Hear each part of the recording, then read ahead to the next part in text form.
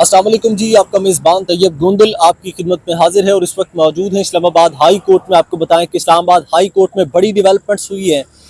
Advocate मियां दाऊद की जानिब से जस्टिस तारिक जहांगीरी के खिलाफ जो है वो उनकी तालीमी असनाद के खिलाफ उनकी जाली डिग्रियों के हवाले से एक पटिशन फाइल कर रखी थी, एक दरख्वास्त दे रखी थी, जिसके ऊपर आज चीफ जस्टिस डोगर साहब की जानिब से बड़े रिमार्क्स सामने आए हैं। उन्हें काम से रोक दिया गया है। आपको बता रहे हैं कि जस्टिस तारिक जहांगीरी साहब को काम से रोक दिया है। इस वक्त इस्लामाबाद हाई कोर्ट की आज की ये सबसे बड़ी खबर है कि हाजिर सर्विस जस्टिस को काम से रोक दिया गया है। इस हवाले से हमारे साथ मौजूद हैं यहाँ पे कोर्ट रिपोर्टिंग कवर करते हैं ज़ीशान नूर साहब, इनसे बात करेंगे।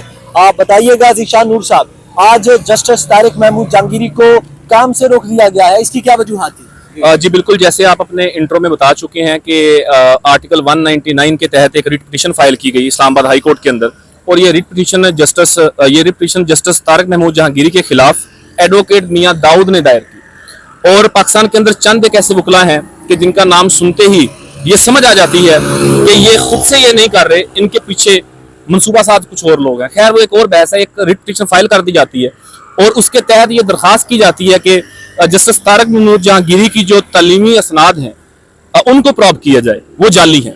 अब इसका तैयब साहब एक तरीकाकार है कि पाकिस्तान के अंदर एक अदारा मौजूद है जिसका नाम है सुप्रीम जुडिशल काउंसिल, जो अदलिया के हवाले से एक सुप्रीम अदारा है। किसी भी जज के खिलाफ कोई शिकायत आए, कोई दरखास्त आए, कोई पटिशन आए इस तरह की, वो सुप्रीम जुडिशल काउंसिल के अंदर तय की जाती है। और आईन पाकिस्तान के आर्टिकल 209 के तहत सुप्रीम जुडिशल काउंसिल नोटिस जारी करता है उस ऑनरेबल जस्टिस को भी।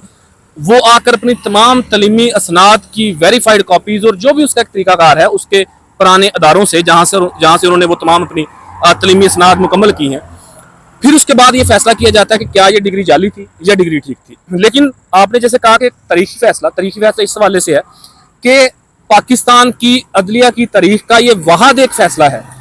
कभी पाकिस्तान की तारीख में ऐसा नहीं हुआ कि किसी ऑनरेबल जज के खिलाफ कोई शिकायत आई हो तो उसको उसके काम से रोक दिया जाए। लेकिन पहली दफा आज 16 सितंबर 2025 मंगल का दिन ये याद रखा जाएगा कि पाकिस्तान की अदलिया की स्याह तरीन तारीख का एक दिन बन गया है कि जिस दिन एक ऑनरेबल जस्टिस को उसके काम से रोक दिया गया है। अब हुआ यह है कि जब ये रिट पिटीशन आई तो इसके ऊपर एक डिवीजन बेंच बनाया गया। उस डिवीजन बेंच में जनाब chief justice Islamabad high court justice Sarfaraz Dogar और जस्टिस मोहम्मद आजम खान शामिल थे। और इस दोनों ऑनरेबल जजेस ने यह तय किया कि जस्टिस तारिक महमूद जहांगीरी को काम नहीं करने दिया जाएगा, उन्हें उनके काम से उन्होंने रोक दिया। अब दो इसकी वजूहात है। एक तो जो आप अपने इंट्रो में नाज़रीन को बता चुके हैं कि उनकी तालीमी असनाद की बात की गई है कि वो जाली है, हकीकत ये नहीं है, वजह कोई और है, वो मैं जरा नाज़रीन के सामने रखता हूँ आपके तवज्जो से।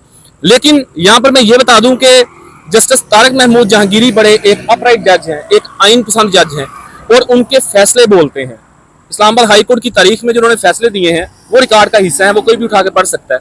लेकिन उनके काम को रोकने का फैसला कौन से दो ऑनरेबल जजेस कर रहे हैं कि जो 26वीं आईनी तरमीम के बाद आए, यानी कि जस्टिस सरफराज डोगर साहब जो हैं लाहौर हाई कोर्ट में 16वें नंबर के ऊपर थे। ठीक है, अगर 26वीं आईनी तरमीम ना होती तो वो कभी चीफ जस्टिस बन ही नहीं सकते थे, ना लाहौर हाई कोर्ट के ना किसी और हाई कोर्ट के, बल्कि वो 2-4-5 साल सर्व करने के बाद शायद 11वें नंबर के ऊपर आते और रिटायर हो जाते।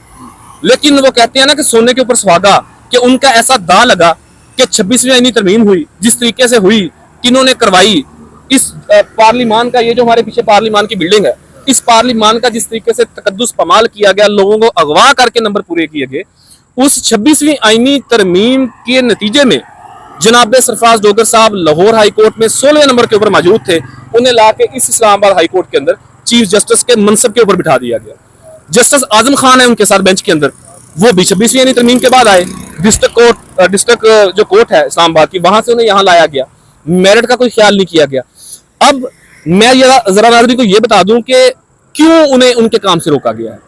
वजह तो ये लिखी गई है, वजह तो ये कही गई है कि उनकी डिग्री जाली है, लेकिन उनकी डिग्री जाली नहीं है।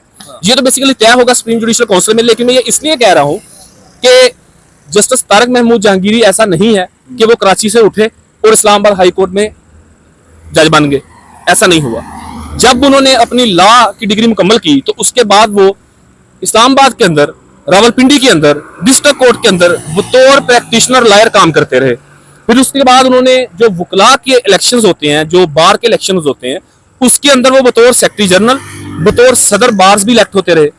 फिर वो नैब के प्रोसिक्यूटर भी बने, फिर वो एडवोकेट जनरल पाकिस्तान भी बने। उसके बाद फिर उन्होंने अप्लाई किया और वो इस्लामाबाद हाई कोर्ट के जज बने।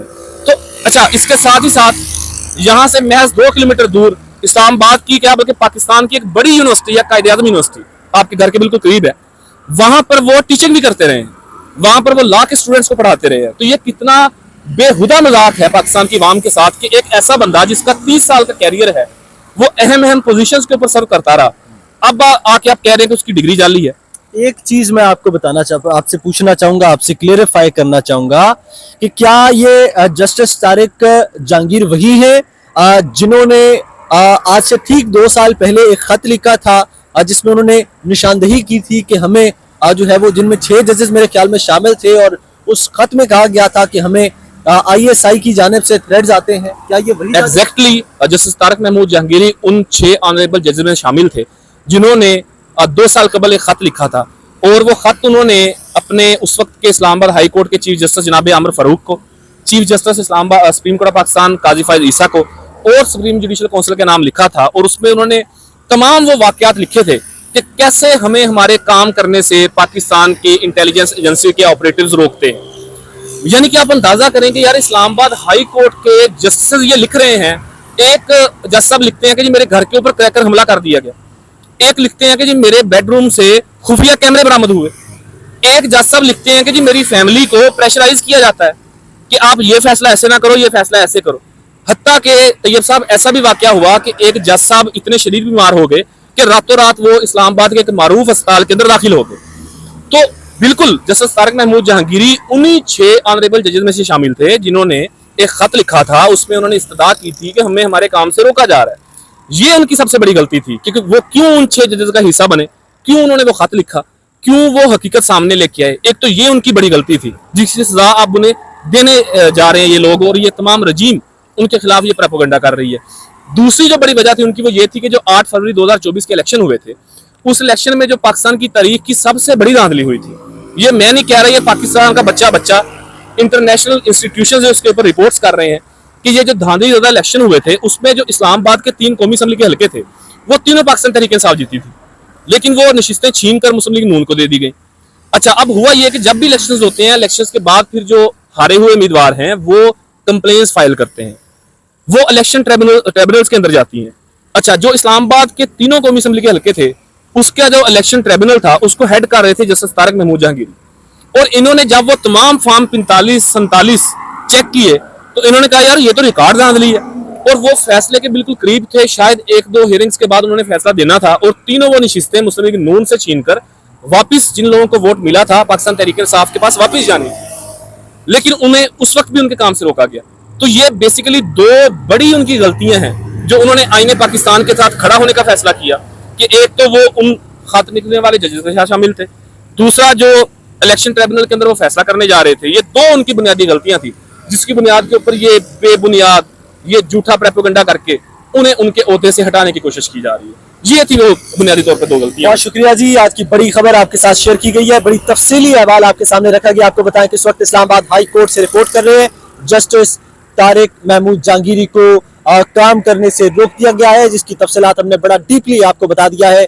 इस केस में जो भी डिटेल्स आएंगी, जो भी न्यू डेवलपमेंट्स होंगी, आपके साथ इस्लामाबाद हाई कोर्ट से गाहे बगाहे अपडेट आपको करते रहेंगे, टाइमली अपडेट करते रहेंगे।